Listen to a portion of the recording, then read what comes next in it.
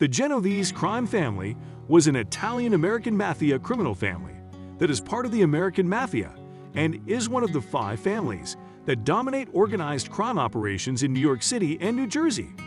Only the Gambino and the Chicago gangs have more men and associates. Stay tuned for more on the Genovese family. The Genovese family.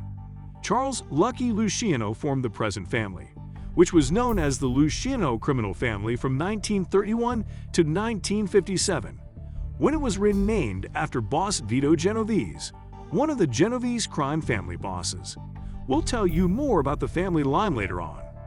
Originally in control of the west side of Manhattan's waterfront, as well as the docks and the Fulton Fish Market on the East River waterfront, the family was run for years by the Oddfather, Vincent the Chin Gigant, who pretended to be insane by shuffling through New York's Greenwich Village wearing a tattered bathrobe and muttering incoherently to avoid prosecution.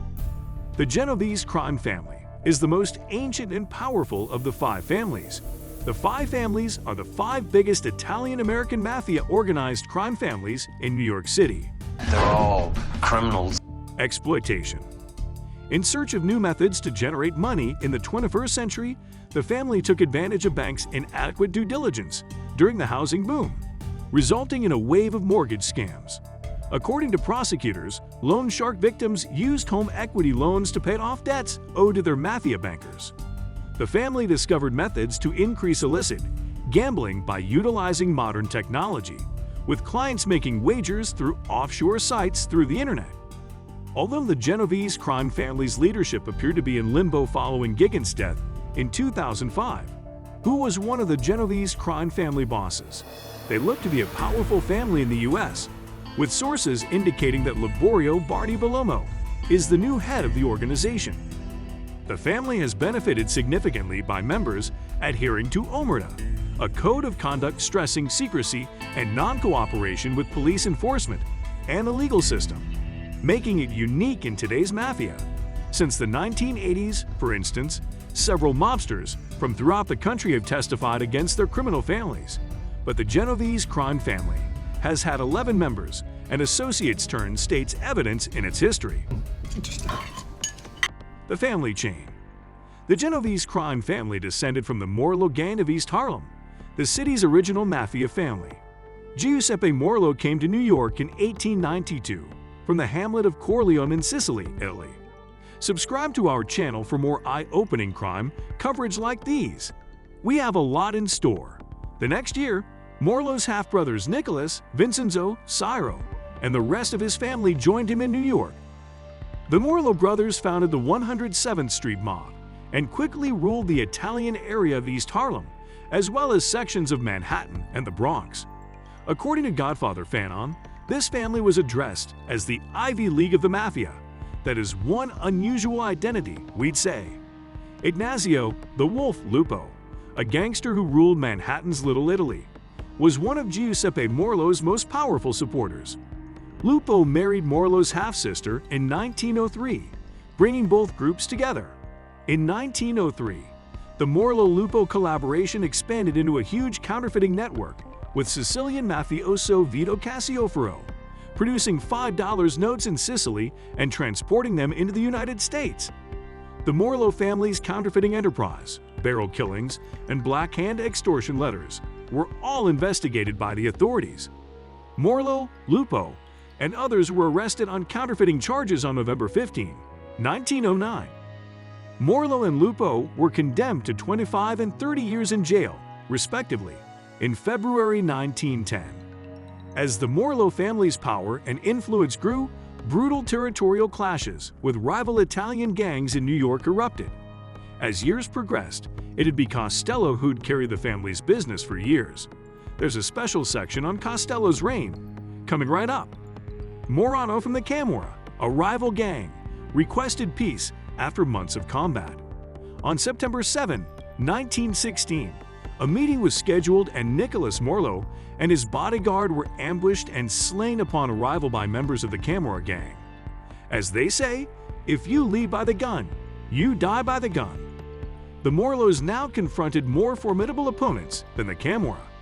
With the passing of Prohibition and the prohibition of alcohol sales in 1920, the family reassembled and established a profitable bootlegging enterprise in Manhattan. Morlo and Lupo were both freed from jail in 1920, but were subsequently murdered. Rival gangs slaughtered the majority of Morlo's members, resulting in Maseria's gang seizing control of the Morlo gang. Expansion. Throughout New York in the mid-1920s, Maseria expanded his bootlegging, extortion, loan sharking, and illicit gambling rackets. He recruited numerous ambitious young mobsters to run and safeguard these rackets, including future heavyweights Charles "Lucky" Luciano, Frank Costello, Vito Genovese, and Albert Anastasia.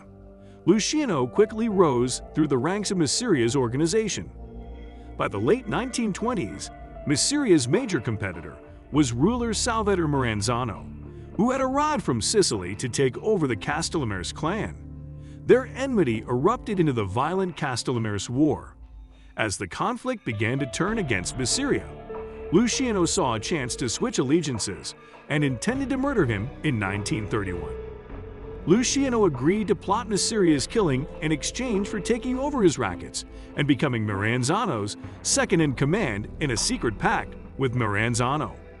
Maseria was assassinated on April 15, 1931. Luciano became Maranzano's lieutenant and took over Maseria's gang, thereby ending the Castellamare War. Unfortunately, Luciano was convicted on 62 charges of forced prostitution on June 7, 1936.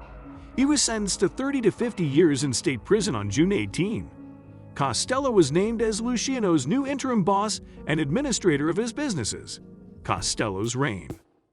Costello governed quietly for 20 years, but his reign came to an end when Genovese was extradited from Italy to New York. Costello demoted Genovese from underboss while he was away, leaving Genovese determined to seize leadership of the family. Genovese was acquitted of the 1936 murder allegation that had sent him into exile soon after arriving in the United States. He began planning against Costello once he was free of legal entanglements. As Costello returned to his room on May 2, 1957, Luciano gangster Vincent, the chin gig and shot him in the side of the head. In 1957, after becoming head of the Genovese crime family, Genovese planned to host a mafia meeting to legitimize his new position. Unfortunately, the meeting did not go as anticipated, giving Gambino an opportunity to move against him. Genovese, the most powerful boss in New York, was virtually removed as a competition by Gambino by making him get arrested. Following Genovese's imprisonment in 1959, the family selected a series of front bosses to act as the official family leader. The goal of these deceptions was to safeguard their present leader by confounding law authorities as to who was the family's genuine boss. This is the end of today's video, and also, when you realize that if it's an interesting event, Secret Buzzer will definitely cover it. That said, here is another epic, true story about Anthony Provenzano, the popular Tony Pro. We deeply analyze his powerful cap regime in the Genovese crime family New Jersey faction.